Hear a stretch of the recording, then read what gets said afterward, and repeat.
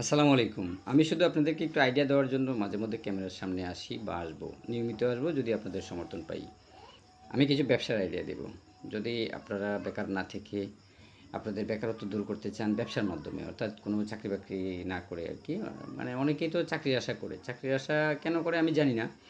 তবে সবচাইতে আমি যেটা মনে করি আরকি যে ছোটখাটো একটা অ্যামাউন্ট ইনভেস্ট করে যদি আপনি কোনো একটা ব্যবসা করতে পারেন, তাহলে হয়তোবা আপনার চাকরির চাইতে অনেক ভালো কিছু হতে পারে। তো আপনারা যদি আমাকে সাপোর্ট করেন, ফেসবুকে সাপোর্ট যদি করেন তাহলে আমি হয়তো আপনাদেরকে কিছু ব্যবসায়িক আইডিয়া দিতে পারবো। আর আশা করি এই আইডিয়া শুধু ব্যবসায়িক আইডিয়া না, কোথায় পাওয়া যাবে, কিভাবে আনতে হবে, কিভাবে ট্রান্সপোর্টেশন করতে হবে এবং কিভাবে আপনি নেগোশিয়েশন করবেন অর্থাৎ দাম দর করবেন এবং কোন জায়গা থেকে কিনলে সবচাইতে ভালো হবে, ৳২ বেশি প্রফিট করতে পারবেন। আমি সেদিকে আপনাদেরকে ইনফরমেশন দেওয়ার চেষ্টা করব। আর আরেকটা জিনিস, যদি অনেকে মনে করেন যে না ভাই আমি তো বিশেষ করে আমি কিন্তু সিলেটের মানুষের জন্য আমি বলতেছি। আ যদি মনে করেন যে সিলেটের কেউ যদি থাকেন বা সিলেট মৌলভীবাজারের এই ২ টা জেলার কেউ যদি বলেন যে না ভাই আমি তো আমার তো ভাষাগত একটু প্রবলেম আছে। আদার ডিস্ট্রিক্টের মানুষ হয়তো আমাদের ভাষা বুঝে আমাদেরকে হয়তো মনে করতে পারে যে এখান থেকে বেশি নেওয়া যাবে বা তাকে ঠকানো যাবে। এরকম কোনো ধারণা থাকে। তাহলে আমি আপনাদেরকে এটুকু সহযোগিতা করতে পারবো। ফার্স্ট টাইম আমি একটা আ সে মানে তাদের সাথে কথা বলে বা আপনাকে সাথে নিয়ে, হ্যাঁ? যাতে করে আপনাকে ঠকাতে না পারে, হ্যাঁ? সেদিকে আমি ইয়ে করব, সহযোগিতা করতে পারবো। তবে একবারে এটা। আর আশা করি ১ম বার গিয়ে নিয়ে আসলে আপনার যে আইডিয়া হবে সেই আইডিয়া থেকে আপনি নিজেই পরবর্তীতে কিনতে পারবেন। আমি আজকে আপনাকে যে আইডিয়াটা দিব সেই আইডিয়াটা হলো যে মোটামুটি ভালো লাভ হয় এবং তেমন একটা পুঁজি লাগে না। এই সব মিলিয়ে ধরেন ৳৫০,০০০ পুঁজি হলে আপনি ভালো একটা বিজনেস করতে পারবেন। সেটা হলো ফলের ব্যবসা। ফলের ব্যবসায় ইদানিং আপনি নিশ্চয়ই দেখতেছেন যে ফলের ব্যবসায় প্রচুর পরিমাণ মানুষ ইনভলভ হচ্ছে। আর কারণ হচ্ছে কি ফলের ব্যবসায় একটু প্রফিট আছে, ভালো প্রফিট আছে এবং অত বেশি একটা ঝামেলা নাই। সেই ঝামেলা ছাড়া আপনি যদি মনে করেন বিজনেসটা করতে চান তাহলে আপনি কোথা থেকে ফল আনতে হবে সেটা আমি বলে দিব।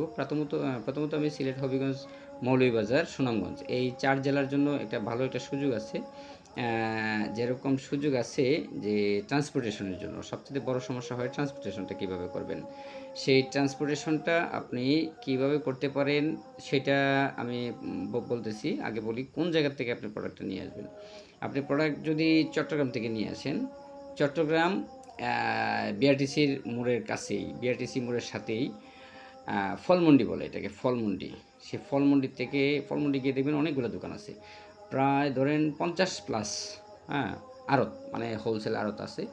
আপনি সেই আড়ত থেকে প্রোডাক্টগুলো নিয়ে আসতে যেকোনো ধরনের ফল পাবেন আপনি এখানে। তো ট্রান্সপোর্টেশনটা কীভাবে করবেন? ট্রান্সপোর্টেশনটা করবেন আপনি এখান থেকেই এই বিআরটিসি মোড় থেকে আপনি সুনামগঞ্জের গাড়ি পাবেন, তারপরে হবিগঞ্জের গাড়ি পাবেন, শ্রীমঙ্গলের গাড়ি পাবেন, মৌলভীবাজারের গাড়ি পাবেন। শুধু বিয়ানীবাজারের গাড়িটা এখনও চালু হয় নাই। বিয়ানীবাজারের বাস মানে বাস আরকি, বাস পাওয়া যায় না। তো ওদের যে বক্স আছে, ওদের বক্সে আপনি অনেক টাকার প্রোডাক্ট আপনি উঠাতে পারবেন। হুম, ওই প্রোডাক্টটা মোটামুটি আপনার ট্রাক রিজার্ভ করতে হবে না, ট্রাক বুকিং করতে হবে না। আপনি এগুলো দিয়ে আপনি মোটামুটি এখান থেকে ফলগুলো আপনার জায়গাতে নিয়ে যেতে পারবেন এবং মোটামুটি ভালোভাবে নেওয়া যায়, সুন্দরভাবে নেওয়া যায়।